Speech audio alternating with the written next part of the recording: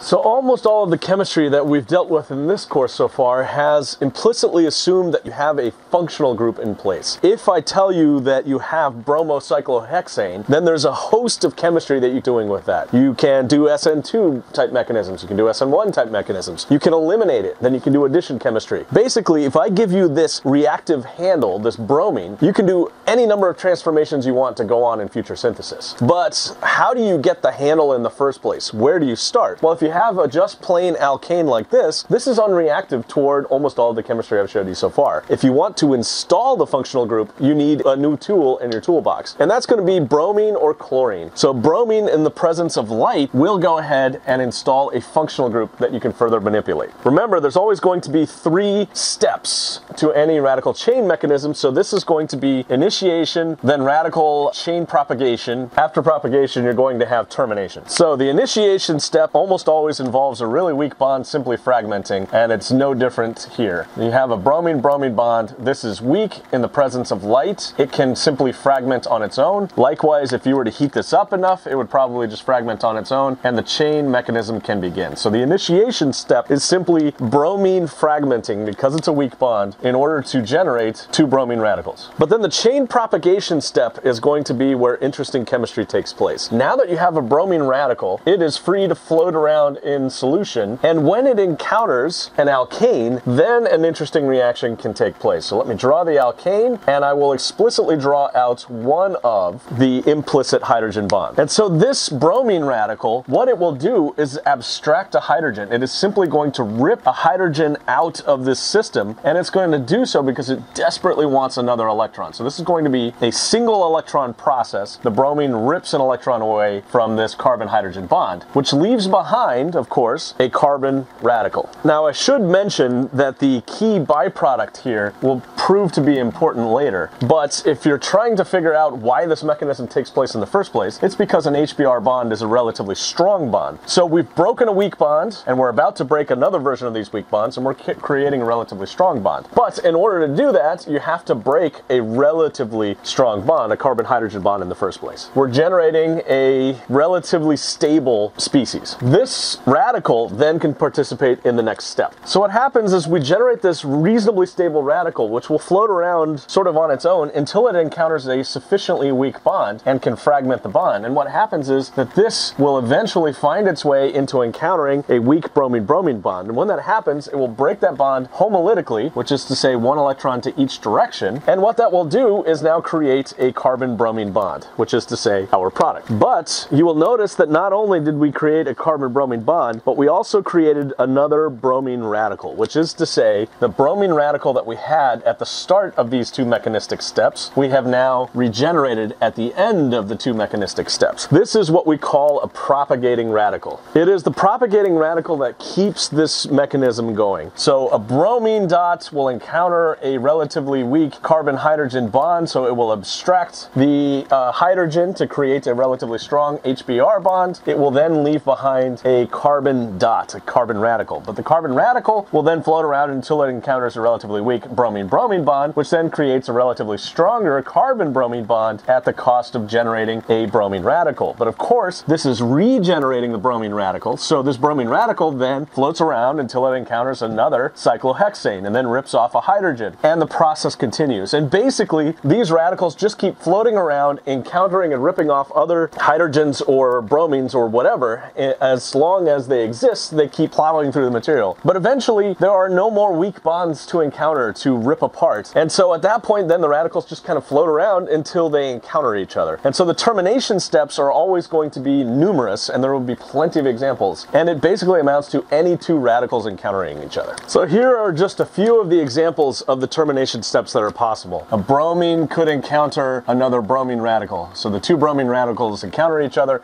and become a simple Br2. A bromine radical could encounter another molecule, another radical that is the cyclohexane radical, in which case you make another molecule of the product. Or 2 of these cyclohexane radicals could encounter each other, in which case you make this dicyclohexane alkane species, which is dead to us and useless to us, but you don't have very much of this stuff forming, so we don't necessarily care. After all, we only had about 1% or so of the original Br2 fragment in order to kick off the mechanism, so you have relatively small amounts of these terminations termination products, and almost all, 99% or so, of your material goes through the propagating radical as opposed to anything else.